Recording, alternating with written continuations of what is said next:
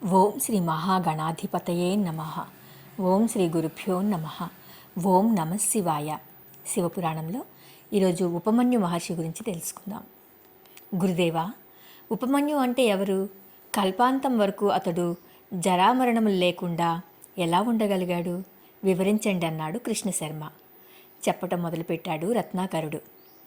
పూర్వకాలంలో వ్యాఘ్రపాదుడు అని ఒక మహర్షి ఉండేవాడు. అతని కుమారుడు ఉపమన్యువు.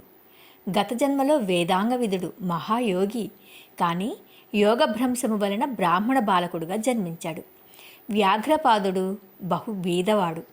అందుచేత బాలుడికి పాలు పట్టలేక నీళ్లలో పిండి కలిపి త్రాగించేవాడు.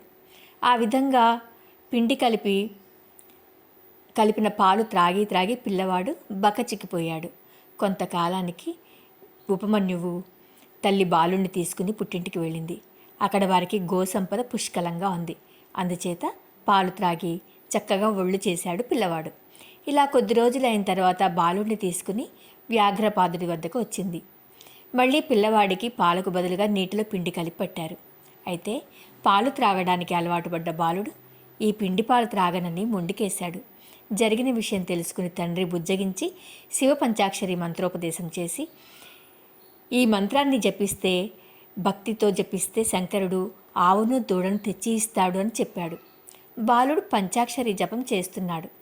ఒకనాడు శివుడు ఆ బాలుని పరీక్షింపదలిచి జంగమవేషంలో వచ్చి, శివుడు తిండి తినటానికి కూడా గతి లేనివాడు, బిచ్చమెత్తుకుని తింటాడు, కట్టటానికి బట్టలు లేక పులి చర్మం ధరిస్తాడు, ఉండటానికి ఇల్లు లేక శ్మశానంలో ఉంటాడు, ఆభరణాలు లేవు, పాములే ఆభరణాలు అంటూ పాట పాడసాగాడు.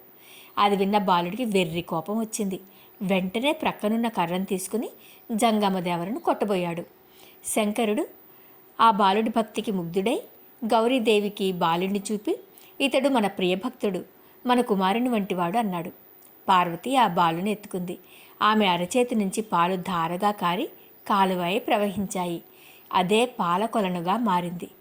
ఆంధ్రదేశంలో ఉన్న 5 ఆరామాలలో ఒకటైన క్షీరారామము అదే. శంకరుడు ఉపమన్యువును చూసి, బాలక, నీకేం కావాలి అన్నాడు. దేవదేవా, నన్ను కన్నతండ్రి వల్లే కరుణించు, అంతే చాలు అన్నాడు ఉపమన్యువు. అప్పుడు శివుడు అతడికి జరామరణములు లేకుండా కల్పాంతం వరకు వర్ధిల్లు అని దీవించాడు అంటూ ఉపమన్యువు వృత్తాంతాన్ని వివరించాడు రత్నాకరుడు. ఓం నమ శివాయ.